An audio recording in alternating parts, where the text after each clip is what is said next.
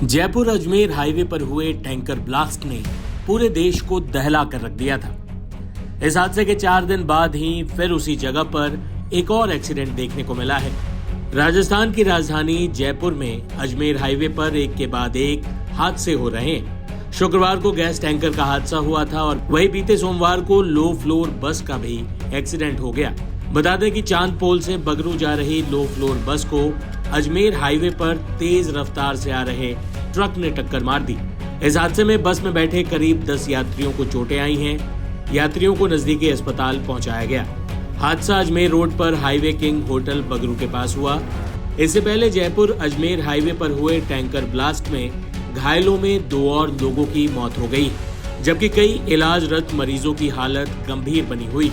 सवाई मानसिंह अस्पताल के बर्न विभाग के विभागाध्यक्ष ने बताया कि घायलों की हालत इस वक्त कैसी है।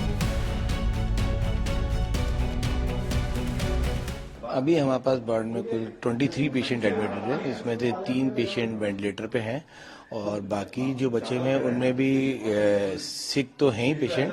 कुछ एक पेशेंट जो हैं वो कम परसेंटेज वाले हैं, तो हमने उन पेशेंट को जो कि अभी ठीक से हो रहे हैं उनमें 4-5 पेशेंट को हमने आइडेंटिफाई किया है, जिनको कि हम आज या कल में डिस्चार्ज करने वाले हैं और डिस्चार्ज करने वाले उनको फॉलोअप में बुलाएंगे।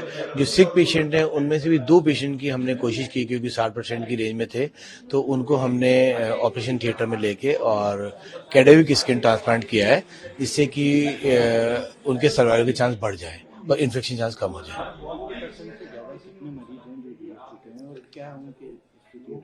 50% से ज्यादा इनिशियली हमारे पास 15 पेशेंट एडमिट थे जो 50% से ज्यादा थे, और 50% से ज्यादा में से 8 पेशेंट को हम उनको बचा नहीं पाए और 3 पेशेंट अभी जैसा बताया वेंटिलेटर पे है।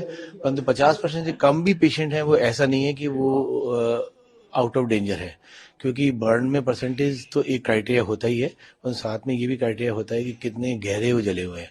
तो कुछ एक पेशेंट है जो जिनके की बर्न काफी डीप है, तो वो भी एक थोड़े जिनमें चांसेस रहते हैं कि पुअर सर्वाइवल या फिर कॉम्प्लिकेशन होने के चांस रहते हैं, तो वो भी इनमें रह सकते हैं।